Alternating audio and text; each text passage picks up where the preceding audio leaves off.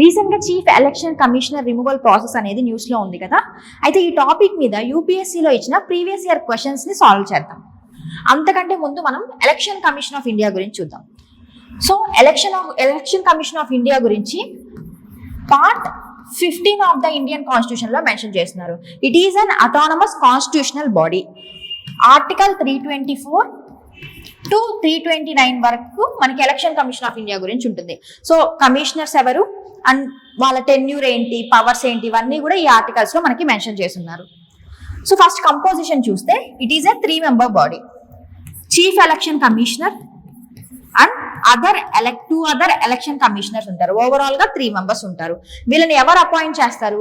President appoint చేస్తారు. వీళ్ళ tenure ఎంత వరకు ఉంటుంది?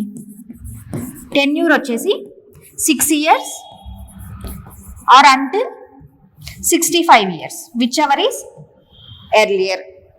అండ్ వీళ్ళ శాలరీ కావచ్చు, వీళ్ళ శాలరీ అండ్ పవర్స్ అనేవి సేమ్ ఉంటాయి. చీఫ్ ఎలక్షన్ కమిషనర్ కి అండ్ రిమైనింగ్ 2 ఎలక్షన్ కమిషనర్స్ కి సేమ్ శాలరీస్ అండ్ పవర్స్ అనేవి ఉంటాయి. ఓట్ పవర్ కూడా సేమ్ ఉంటుంది అనమాట.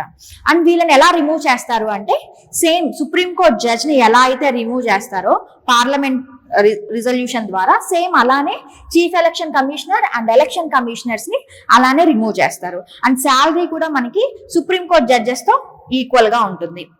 అండ్ ఎవరెవరికి ఎలక్షన్ కమిషన్ ఆఫ్ ఇండియా అనేది ఎలక్షన్స్ ని కండక్ట్ చేస్తుంది అంటే parliament, Lok Sabha and Rajya Sabha elections, legislative assembly elections, president and vice president elections ని ఎలక్షన్ కమిషన్ ఆఫ్ ఇండియా అనేది కండక్ట్ చేస్తుంది. అండ్ ఎలక్టోరల్ రోల్స్ ని డిసైడ్ చేస్తారు.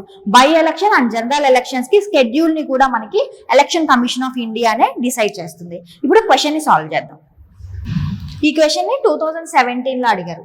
Consider the following statements. First statement, the election commission of India is a 5-member body అన్నారు. So election commission of ఇండియాది composition ఏంటి? 3-member body కదా. Chief election commissioner ఉంటారు plus 2 other election commissioners ఉంటారు. So ఈ statement అనేది wrong. Second statement, union minister of home affairs decides the election schedule for the conduct of both general elections and by elections. General elections కి by elections కి schedule decide చేసేది ఎవరు? Election commission of India decide చేస్తుంది. So ఇది wrong statement. Third statement, election commission resolves the disputes relating to splits and mergers of recognized political parties. So ఇది correct statement. Recognized political parties లో ఉన్న disputes ని election commission of India అనేది solve చేస్తుంది. So correct answer ఏంటి? 3 is the correct option.